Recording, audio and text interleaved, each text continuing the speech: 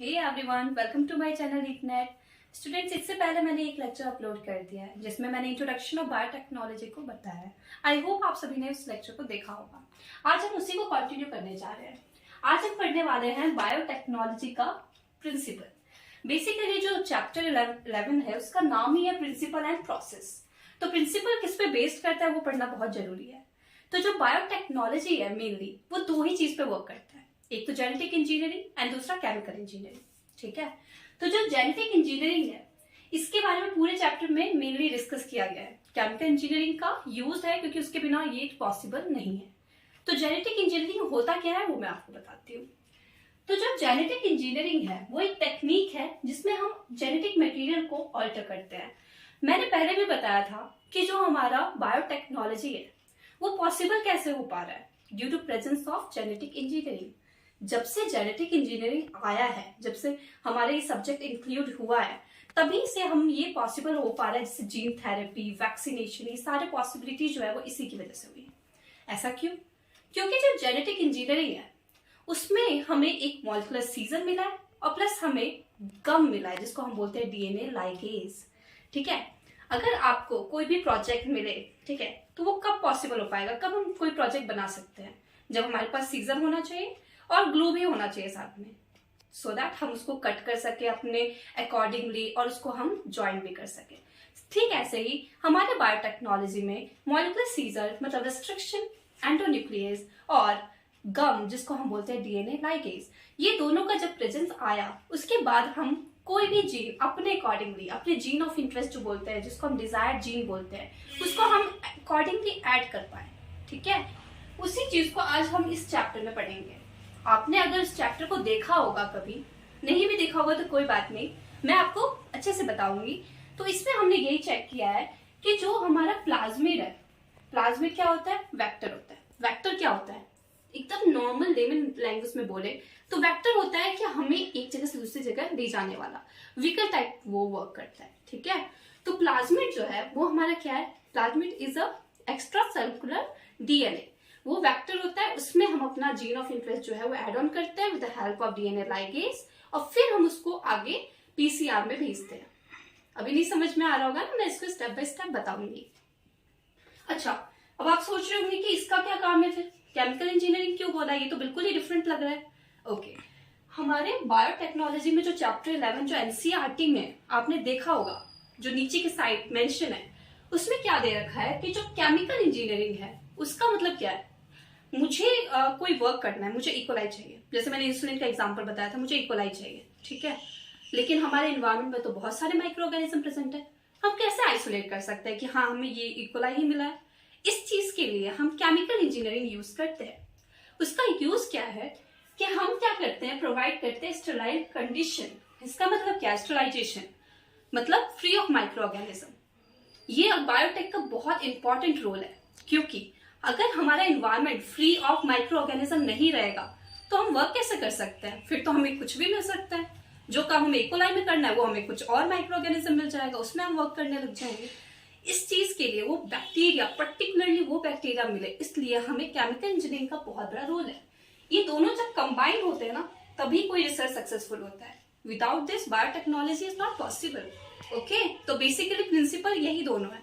अगर ये दोनों साथ में काम करते रहे, जैसे हम काम करते हैं, हमारे दोनों हैंड एक साथ मूव करते हैं, सेम ऐसे ये दोनों भी साथ साथ काम करते हैं और फिर हमारा कोई भी application like gene therapy, vaccination, ये पॉसिबल हो पाता है। आई होप आपको क्लियर होगा। ओके, तो ये जो क्लोनिंग, अच्छा क्लोनिंग वर्ड सुना होगा आपने, आरडीएनए भी सुना होगा, ये सब किस में आते हैं? जेनेटिक इंजीनियरिंग में ही आता है।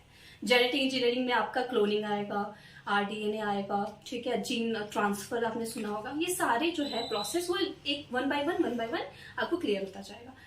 मैं पहले आपको आरडीएनए बताती हूँ।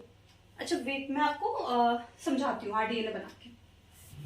बेसिकली क्या होता है, जो हमारा एलियन डीएनए हम किसको बोलते हैं? जो हमारा डिजायर है, जो हमारा जीन ऑफ इंटरेस्ट, जो जैसे मुझे डालना है, ठीक है, उसको हम एलियन बोलते हैं। तो हम क्या करते हैं, एलियन को ओराई जो होता है वो क्या होता है? Origin of replication. अगर जैसे ये मेरा प्लाज्मिड है, ओके, यहाँ पे जो ये वाला जो पोर्शन है ना, इसको हम बोलते हैं ओराई, ऑरिजिन ऑफ रेप्लिकेशन। तो यहाँ पे कोई भी डिजायर जीन को हम ऐड कर सकते हैं। ओके, तो ये इसका होना बहुत इंपॉर्टेंट है क्योंकि यही रेप्लिकेशन स्टार्ट करेगा। तो बेसिकली क्या होता है कि जो प्लाज्मिड है उसका इंपॉर्टेंस है यहाँ पे, क्योंकि इसके पास क्या है, ओरिजिन ऑफ रेप्लिकेशन, ओराई, जिसको हम ओराई बोलते हैं। ओके, तो जेनेटिक इंजीनियरिंग जो है उसको हम स्टेप बाय स्टेप एक बार एक्सप्लेन करते हैं जिससे आपको इजिली समझ में आ जाए। ठीक है, क्योंकि अगर एनसीईआरटी को आप देखने गए तो बहुत कॉम्प्लिकेटेड है वो, तो मैं आपको स्टेप बाय स्टेप बता देती हूँ। जेनेटिक इंजीनियरिंग का ही रोल है, केमिकल इंजीनियरिंग जो है वो अब बस इतना ही उसका रोल था कि वो हमें स्टेराइल जो एनवायरनमेंट प्रोवाइड करता है। ठीक है, जो फ्री ऑफ माइक्रो ऑर्गेनिज्म। अच्छा, एक और चीज, अगर हम बात करें जेनेटिक इंजीनियरिंग तो अभी आई है, उससे पहले क्या होता था? क्या उससे पहले ब्रीडिंग नहीं होती थी? होती थी। एनसीईआरटी में आपने देखा होगा कि जो एनसीईआरटी का जो पेज नंबर 194 है उसके फर्स्ट पैराग्राफ जो नीचे वाला है, यहाँ पे प्रेजेंट है कि जो जेनेटिक इंजीनियरिंग जो उससे पहले जो ब्रीडिंग होता था पहले के टाइम पे, जिसको हम ट्रेडिशनल बोलते हैं, तो उस टाइम पे क्या होता था कि जो ब्रीडिंग के टाइम पे हमारा डिजायर जीन, जैसे मैं भी क्या बोल रही हूँ कि डिजायर जीन मैंने उसको कट किया, उसको लगाया, उस टाइम पे ना अनडिजायरेबल जीन भी चला जाता था। ठीक है, वो सेपरेट नहीं हो पाता था, तो दोनों ही वहां पे, तो वो एक एक्स्ट्रा वर्क हो रहा था। बट नाउ जेनेटिक इंजीनियरिंग के प्रेजेंस में, क्योंकि हमारे पास क्या है, मॉलिक्यूलर सीजर है, ओके, और प्लस हमारे पास डीएनए लाइगेज है, इस वजह से हम इसको अपने डिजायर्ड जो जीन है उसको कट करके उसको लगाते हैं। कैसे लगाते हैं आओ देखते हैं। इसको भी रिमूव कर देते हैं। ओके, जैसे ये इकोलाई है, ठीक है, उसके पास अपना प्लाज्मिड है, या फिर कोई भी एस टाइफी भी आप ले सकते हो, इसके पास अपना प्लाज्मिड है, अपना क्रोमोसोम है। प्लाज्मिड को हमने एक्सट्रैक्ट कर दिया, और यहाँ पे जो मुझे डिजायर्ड जो जीन चाहिए, फॉर एग्जाम्पल हमने एनिमल सेल लिया, ओके, जैसे मैंने एनिमल सेल लिया और इसमें से मैंने क्या किया, उसका डीएनए एक्सट्रैक्ट किया। अच्छा, डीएनए आइडेंटिफाई करना बहुत इंपॉर्टेंट है। आपको क्या डालना है, जीओआई तो आपको पता होना चाहिए ना, अपना जीन ऑफ इंटरेस्ट पता होना चाहिए।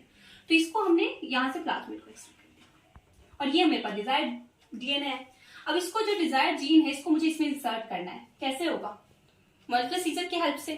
ठीक है, तो यहाँ पे हम क्या लेके आएंगे, इसको कट करना है मुझे, यहाँ से यहाँ तक इसको कट करना है जहां पे मेरा ओराई था, और प्लस जो मेरा डिजायर्ड जो डीएनए है, समझ लो ये ऐसा है, ठीक है, इसको मुझे यहाँ पे अटैच करना है। मैंने दोनों से रिस्ट्रिक्शन एंडोन्यूक्लियर जो था, जो मॉलिक्यूलर सीजर था, यहाँ पे मैंने कट लगाया, यहाँ पे कट लगाया, यहाँ पे कट, यहाँ पे कट, हो गया।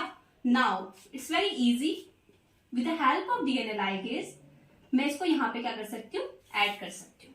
वेट अ सेकंड, मैं दूसरा कलर यूज करती हूँ जिससे आपको दिखे।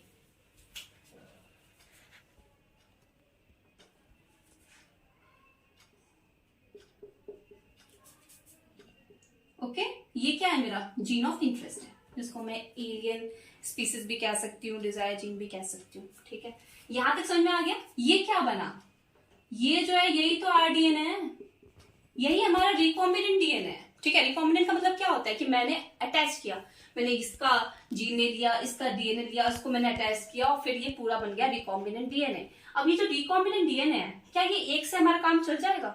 नहीं ना, तो इसको हमें एम्पलीफाई करना है। एम्पलीफिकेशन के लिए हम क्या करेंगे, हमें कोई होस्ट की जरूरत है। ठीक है, हमने इकोलाई लिया, उसमें अपना जीन ऑफ इंटरेस्ट डाल दिया, उसके बाद इसको जीन ऑफ इंटरेस्ट जो है ये मल्टीप्लिकेशन करेगा बहुत रैपिडली। हमें पता है कि जो इकोलाई का जो है वो रेप्लिकेशन बहुत फास्ट है। ओके, क्लियर हो गया ना? यही है हमारा, हम पूरे चैप्टर में अभी बेसिकली यही पढ़ने वाले हैं। तो एनसीईआरटी में बहुत अच्छे से 3 स्टेप दे रखा है। ओके, ये 3 स्टेप में क्या बताया कि एक तो होता है कि identification of DNA. Identification of DNA का मतलब क्या है कि आपको अपना डीएनए तो फाइंड आउट करना पड़ेगा ना, जिसको आपको डालना है। फॉर एग्जांपल मुझे ड्रग रेजिस्टेंस बनाना है, एंटीबायोटिक रेजिस्टेंस बनाना है, तो मुझे उस जीन को लेना पड़ेगा। ठीक है, उस जीन को लेंगे, आइडेंटिफाई करेंगे डीएनए को विद डिजायरेबल जीन। ओके, जो भी हमारा जीन है। पहला स्टेप क्लियर है? आई होप आपको क्लियर होगा। हमने यहां से एनिमल सेल से जीन ले लिया ना। Introduction of identified DNA into host. अच्छा, क्या डायरेक्टली यही हो रहा है? उसके बाद मैंने क्या डायरेक्टली होस्ट में डाल दिया? नहीं। अच्छा, होस्ट का लिख देते ही बनाइए। नहीं, मैंने डायरेक्टली होस्ट में नहीं डाला है। मैंने क्या किया, मैंने प्लाज्मिड का यूज किया। यहाँ पे मुझे प्लाज्मिड की हेल्प चाहिए थी, वेक्टर की हेल्प चाहिए थी, जिससे कि मैंने मैंने इसमें ऐड ऑन करके फिर वापस जीन ऑफ इंटरेस्ट डाल के आरडीएनए बना के उसके बाद मैंने उसमें होस्ट में डाला है। ये मिसिंग है एनसीईआरटी में, कोई बात नहीं, अब तो आपको समझ में आ गया होगा ना। तो क्या है, introduction of identified DNA into host. इतना करने के बाद हमने इसको होस्ट में डाला। नाउ मेंटेन किया, introduce DNA in host and transfer the DNA to it progeny. अब ये आगे हमारा जो एम्प्लीफिकेशन हो गया, पीसीआर मतलब ये नंबर जो था वो इंक्रीज हो गया और अब हम इसको यूज कर सकते हैं अपने अकॉर्डिंगली। तो यही इसका एप्लीकेशन भी कह सकते हैं, कि पूरा प्रोसेस था कि जेनेटिक इंजीनियरिंग जो है वो वर्क कैसे कर रहा है। तो यही था हमारा, इससे आगे हम अगले लेक्चर में देखेंगे। Thank you so much.